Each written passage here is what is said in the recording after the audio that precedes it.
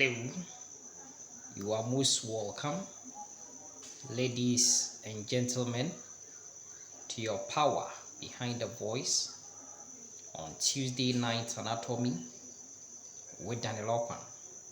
Yes, we are still in the era of anatomy of clinical importance. And my friends, this is today's case study. A 5-month-old infant presents with a tilted or twisted head and neck such that the chin points to one side of the body. The parents indicated to the pediatrician that the condition has persisted since the child was born.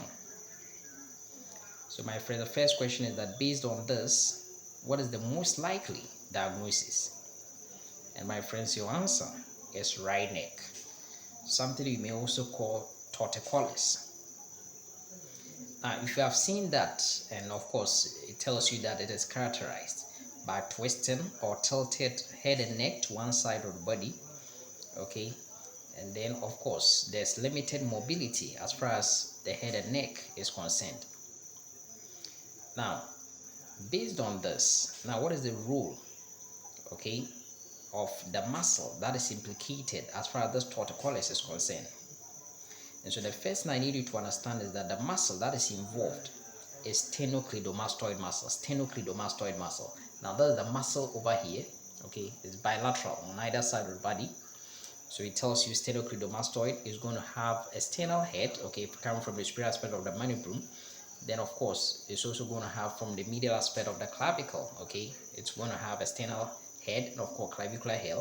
And at the end of the day, it goes to of course the superior nuchal line together with of course the mastoid, process of the temporal bone, and that is why we call it sternocleidomastoid. Now, when this muscle contracts, yes, unilaterally, okay, what we see is that yes, it can help tilt the head, okay, so rotate it head and neck to opposite side. And then of course, if that same side contract, it can help tilt it or flex it laterally, so to speak. And so whenever the muscle, there's weakness, there's paralysis in it, then of course there will be that kind of if the opposite side is not contracting, it's not performing its work, then it will lead to this wryneck that we are talking about. Now the next thing is that what nerve is responsible for supplying this sternocleidomastoid, so that again, if this nerve gets injured, then it cannot supply this muscle, and therefore this wryneck will result. And my friends, you answer, the nerve which gives motor supply to this muscle is of course the spinal accessory nerve, okay. And so the spinal accessory nerve, yes, we understand that it also supplies trapezius, but before it supplies trapezius muscle, it supplies this sternocleidomastoid muscle, okay. So that's one thing that we see. Now, what will be the complications if we don't deal with it timeously? One thing you need to understand is that this sternocleidomastoid muscle, yes, through physical therapy we could manage it. Sometimes at the extreme, surgical intervention will have to be done, and of course by way of diagnosis, yes, taking the history, doing this physical examination, sometimes imaging studies can help us resolve these know about these. But one thing that we need to understand is that if you don't do it timeously, then of course the movement as far as the neck is concerned, yes, it may be impaired, okay, limited movement, okay, eventually. And then of course, even that kind of cosmetic effects as far as if this muscle is working normally, it's going to be impaired, okay, saying that the individual may feel that kind of stigmatization, okay, in the society, okay, if you have that kind of wryneck.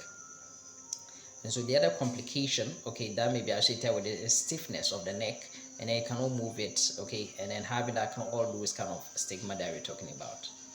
So my friends, these are the things we are talking about. So permanently, one may not be able to rotate, okay, the head and neck to either the opposite side or to the same side if you want to flex it laterally.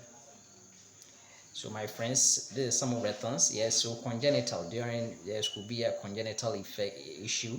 It could also be due to some kind of issues during childbirth, okay, some more position and all that, could all result in that kind of wryneck or torticolis that we're talking about. My friends, I believe you find this meeting helpful. I'm very grateful for your time this evening. Have a good night, all of you, and may the good Lord richly bless you. Amen.